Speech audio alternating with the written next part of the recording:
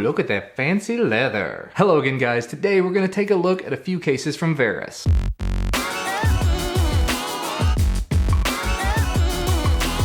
Now the main focal point of this video is these two cases I received from Varis, the Layered Dandy for the HTC 10. They actually have 3 different colors of this available on Amazon and they run about $22. But as you can see here in front of me, I have the coffee brown and the black. And the black is actually not black, it's black with red. It's kind of a maroon red. And they're relatively simple, straightforward cases. They're just folio wallet style cases. So you have a little magnetic clasp here you open up. You have the main door that opens up. Inside you can fit all sorts of cards and things, and money and receipts and whatever else you don't want to put down in there, just in case you don't want to carry a wallet around with you. When you're done, close it, you're done. Of course, you're wide open here at the top for your 3.5mm. You're wide open at the bottom for your USB Type-C port, your speaker, and your microphone. You've got all your rear-facing cutouts that you need, as you can see right there. And I've actually been using these two cases for the last few days. I used the brown one for about 2.5 to 3 days, and then I've used the black one for, I think, the last day and a half. And they're showing just a little bit of wear and tear, but I think that actually makes it look kind of nice. It makes it look a little bit more like a wallet that you would traditionally carry if you carry a wallet. There's just a couple of minor issues that I've found with these after having used them for a couple of days. One, and I think this may just be a limitation of the phone, it would be really nice if it could actually control the screen on, screen off using the magnet inside of this, because a lot of times I'll use the phone and then I'll close it all back up and I'll forget to turn the screen off. That actually leads to point number 2 for me. With the case all folded up like this, the power button is covered, so you can't actually really do anything to it. I think I could probably technically I can force hit it, but you really have to be pushing in for that.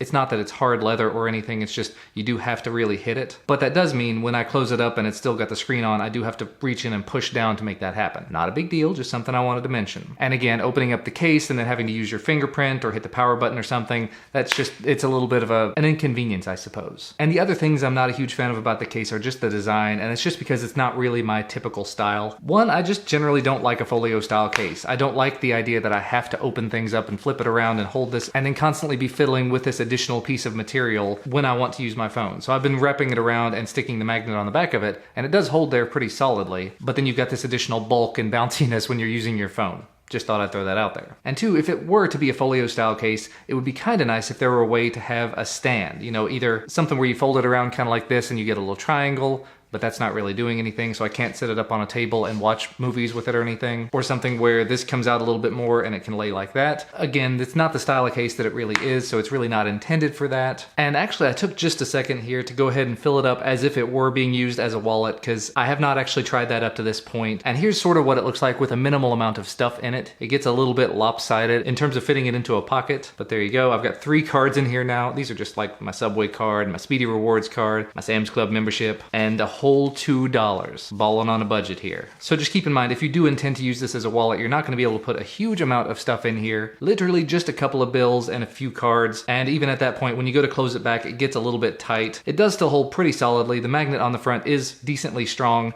If I really shake it, it's going to come loose, but you're not going to be doing that in a pocket. And between the two, if I had to really pick, I would probably go for this brown one myself, simply because I do prefer a brown wallet. So that is actually going to be that for these cases. And then as far as the other cases I wanted to go ahead and show you, I had pre-ordered the LG G5 and it took so long to come in. I ordered from B&H and it was a bundle that wasn't shipping until mid-May. It's just past mid-May. I already went ahead and canceled the order, but Varis shipped this out because I mentioned I was going to be getting it, and I was going to be getting it for my wife. So they sent me the pink slim fit case for the LG G5. You can see here it has plastic buttons on the side. It has the dummy inside of it. You've got cutouts for your camera and your fingerprint sensor, power button on the back. You've got your cutouts for your headphone jack and your microphone and your USB ports and your speaker and everything. It's very slim, it's very light, it's TPU. It's a pretty pink color that my wife really, really loved, but unfortunately we do not have the G5 coming at this point. These are available on Amazon for about $11, so if you do need just bare minimal protection for your G5, this is an option, and they do have a bunch of other colors available. And as an update to my very first video about Varis cases, this is the first case I got from Varis that I ordered myself and ended up being refunded on because there were some manufacturing defects, like the bumper that won't stay on properly and not having the microphone. They actually sent me out 2 new Hi-Pro Shield cases. The strange thing is this one, which I think is the satin silver, has a very weird oily sort of residue on the back of it. I went ahead and put it on here just to sort of show this, but it definitely does have the microphone port on it, and it does not have any sort of issues with the band around the outside. So I'm very pleased with the redesign of the case and how they managed to go ahead and fix it. It's a beautiful case and it's a very well made case. Just in this case, it's got some sort of a weird residue straight out of the package had it on there. You've also got the steel silver, the same one that I had previously. I didn't really even want to dig into it too much, but I did open it up and it does not have the residue that the other one has on it. So Must have just been a weird one-off with this one. All in all, to get back to the main point of the video, if you're looking for a case for your HTC 10, these are the first ones that I've tried out, and I've been very pleased with them so far, other than the few limitations that I mentioned earlier. Not gonna be able to hold a lot in it as a wallet. It's a folio case, and I'm not a huge fan of using the flip style like that. But other than that, it's very nice in the hand. It feels great. It makes it much less slippery because the HTC 10 is like holding a block of butter. So again, thanks so much to Varis for sending these out for me to take a look at. Thanks to you guys for watching. Make sure to leave a thumbs up if you like this video, and subscribe to receive more videos when they become available. We'll see you again next time.